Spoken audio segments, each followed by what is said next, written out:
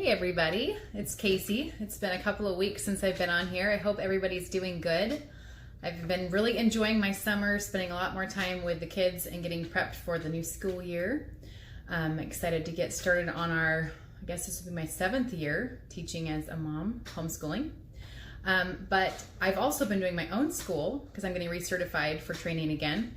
And this time I've been going through more corrective exercise and functional movement screening and all kinds of stuff like that. So it's been really cool. I've learned some new stuff. And one of the things that I've really been working on and talking to a lot of people about is how stress really is the bottom line for 95%, if not better, of the diseases that we're dealing with and the symptoms we're having and the issues we're dealing with.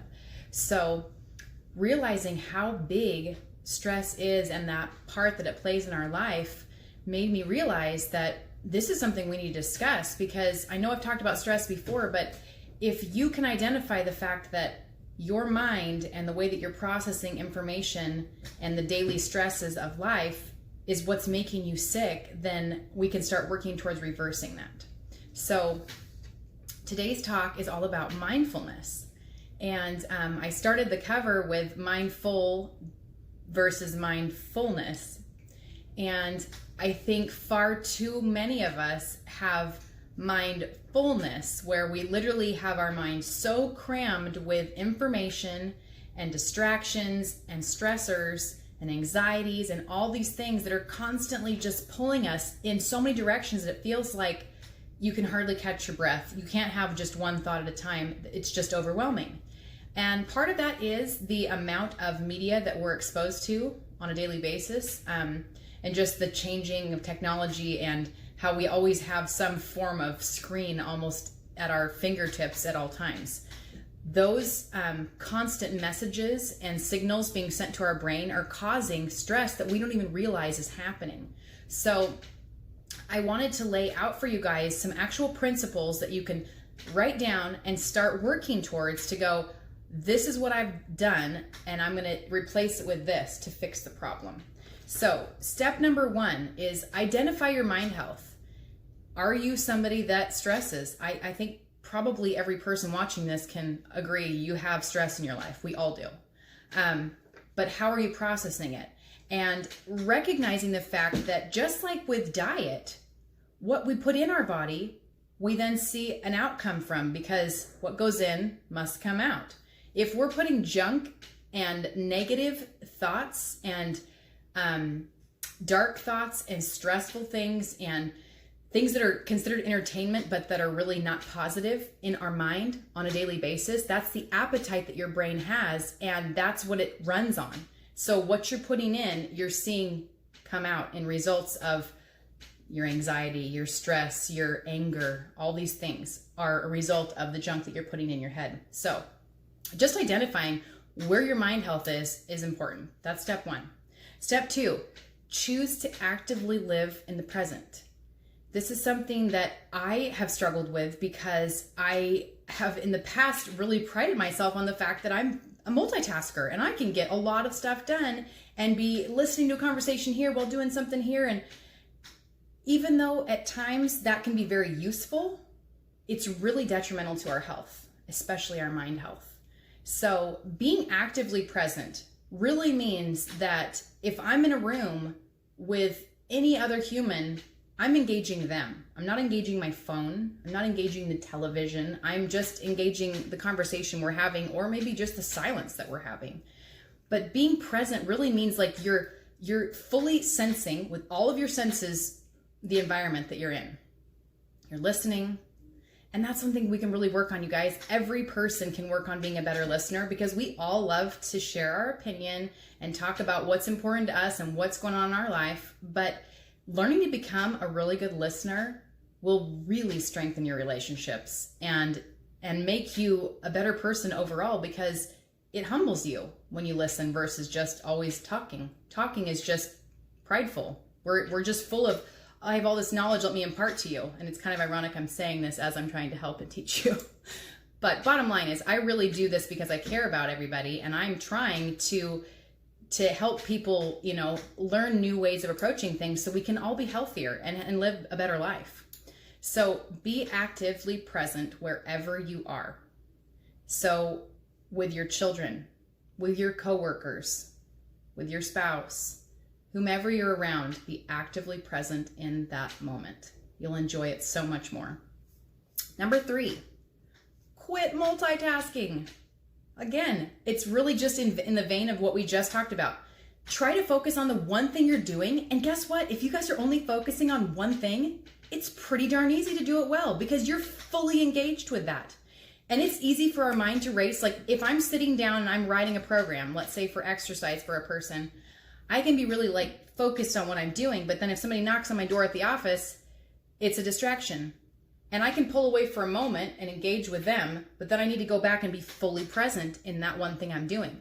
But don't try to have a conversation while I keep doing my work down here and somebody's sitting at my door. You have to do one thing at a time. You'll do it so much better if you just do one thing.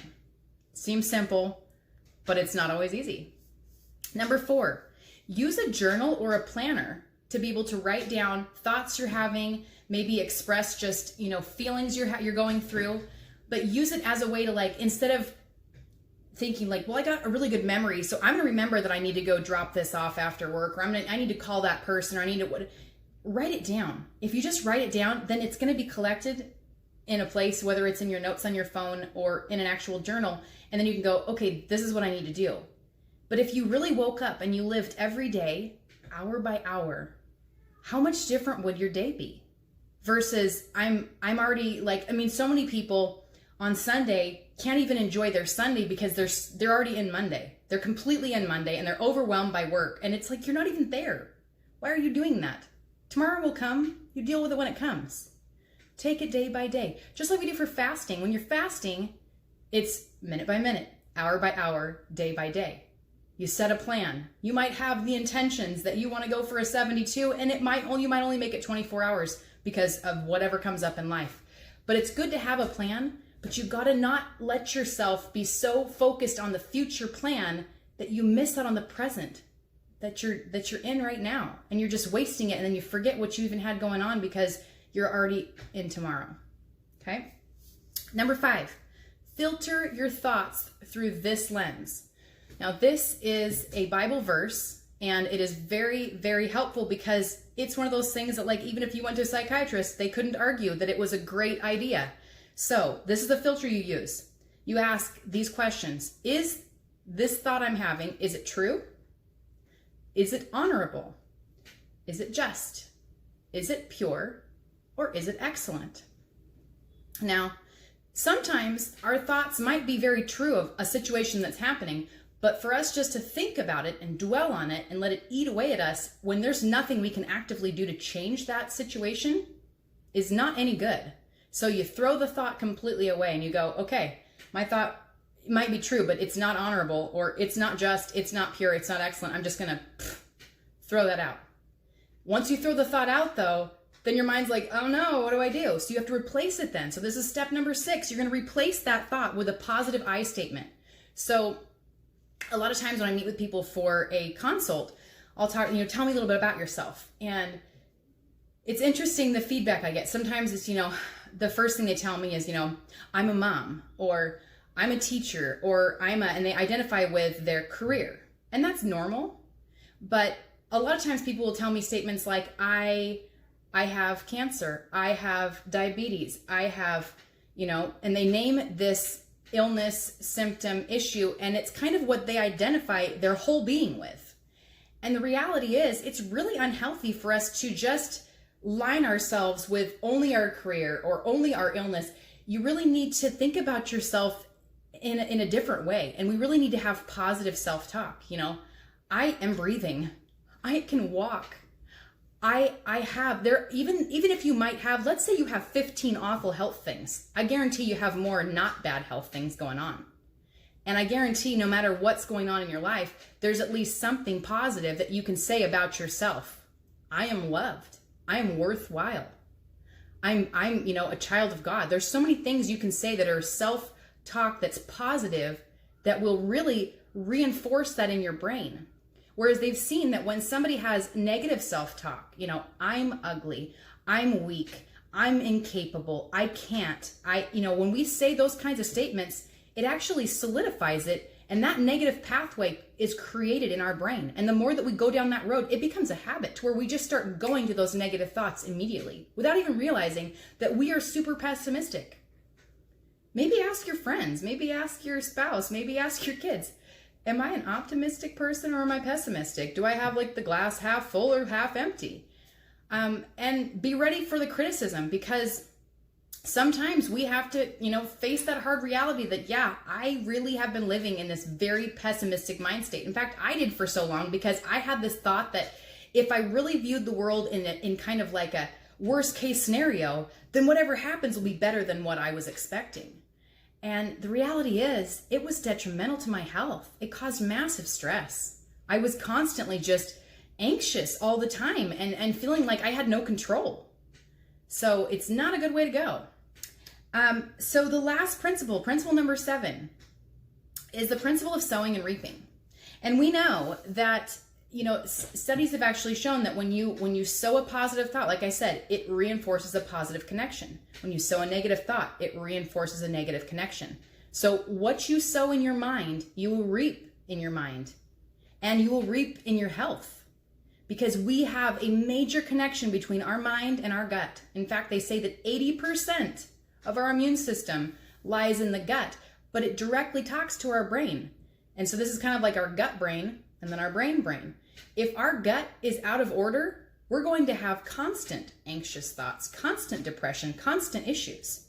So if you're in that scenario, you got to deal with your gut health. And you can do that by working with probiotics and prebiotics. But use food, because food is a faster way and it's a completely natural way. You won't have any negative side effects to food when you use it for your medicine. They say that, what you believe is what you will achieve. And this goes both ways, good and bad. If your thought is, I will never be able to do that, or you see somebody doing something and rather than being like, wow, I want to get there. I want to be able to do what they're doing. I have people talk to me all the time at the gym about, oh my gosh, did you see the latest Ninja Warrior? And I do watch it. It's pretty fun. And it's funny because I've seen two mindsets. I've had people talk to me about, like, did you see it? I can't believe I would never be able to do even half of those things or even one of the things that those people can do. And yet I had a guy come up to me that's like 75 and he's like, so I'm really thinking about getting trained for that Ninja Warrior gym because I really want to do all that stuff. And I'm like, dude, that's awesome. Do it. Like, I think sometimes us just seeing something and realizing that, like, it might be kind of far reaching. It's good to challenge yourself with, I'm going to shoot for that. I might not reach it and be fully to that potential, but by golly, I'm going to try. And just having that effort and like that self-confidence to going like, I'm going to give everything I got. And if I work hard, I will get better. I may not be the best, but I will get better and I will see improvement. And that's what's so fun about activities, whether it's sports or weightlifting or any of that. You can grade yourself and kind of see, well, this is where I started, and maybe when I began, gosh, I could do a 15-second plank, and now I can do 3.5 minutes. It's really awesome when you can start to see the progress, because that's what helps people keep going. If you never see progress, it's like, well, what's the point? But when it comes to mindfulness, it's interesting because a lot of people think like, okay, well, if I practice mindfulness a lot and I'm really like aware of what's going on, like at some point I'm just going to become like a mindful genius and I won't even have to worry about this. It's not the case. Like even like the most like high up yogis that work all the time on mindfulness and they meditate and they do all those things, they will tell you there's never a point of achievement where you're like, I'm there. Now I can just, my mindfulness is just always there. But it does help by practicing and saying like, I'm here, I'm present, I'm not distracted by 1,000 things. You can really work to, you know, build that habit, that notion of like, I'm where I am and I'm fully engaged.